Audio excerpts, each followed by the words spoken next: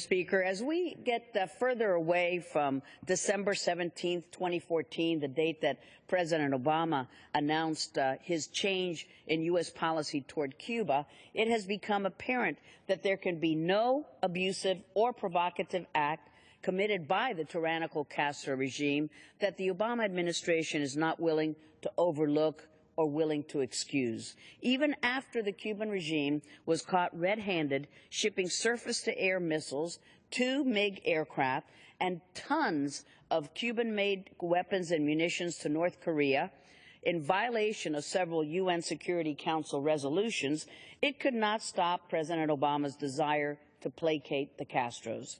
This and the most recent revelation that the United States government found out in June of 2014 that Cuba managed to come into possession of a U.S. Hellfire missile and continues to this day to turn over that sensitive military technology.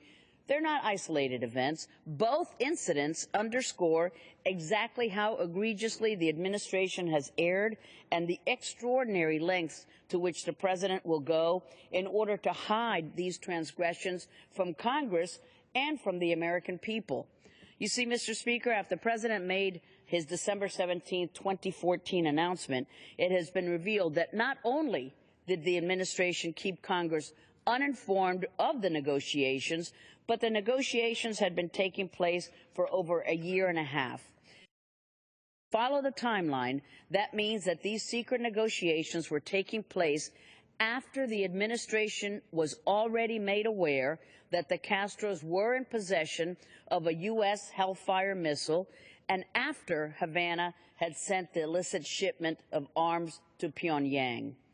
Even as the administration offered concession after concession to the Castros, the loosening of restrictions on travel, the opening of embassies, well, the list goes on, the president refused to make the returning of sensitive missile technology a precondition to the negotiations or the implementation of this misguided policy.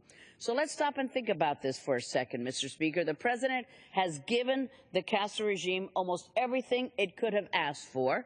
And what did we ask for in return? Did we demand free and fair elections? Of course not. Did we demand the end of the persecution of dissidents and the release of political prisoners? You've got to be kidding. Of course not.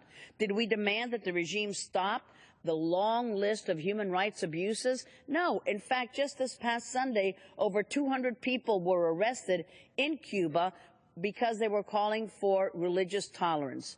But never mind that, let's look at the cool, classic Chevys that are all through the streets of Havana. That's what we're supposed to be talking about. The president didn't even demand that the communist regime, with known and close military ties to Russia, China, and North Korea, turn over to the U.S. the Hellfire missile it had been in possession of since June of 2014. I don't need to remind my colleagues of how incredibly dangerous it is for the Castros to be in possession of this sensitive military technology, or how incredibly damaging it could be to our own national security interests when, not if, the regime turns that technology over to one of our adversaries. Last year, both Minister of Defense and China's top military official visited Havana to discuss ways to strengthen their military cooperation efforts with Cuba, and a senior Castro regime official traveled to North Korea for military talks. Mr. Speaker, not only has the president's Cuban policy been a disaster for the people of Cuba, it has been a disaster for our own safety and security. There must be a full and thorough investigation into this Hellfire missile incident, and if this administration won't do what is necessary to hold the Cuban regime accountable, then we in Congress must use every available tool in order to do so. We cannot allow the administration's endless train of concessions to the tyrannical Cuban regime to continue while it turns its back on those suffering under the regime's oppression. This is not what America stands for, and we should not allow President Obama's misguided foreign policy objectives to ever change that. Thank you, Mr. Speaker.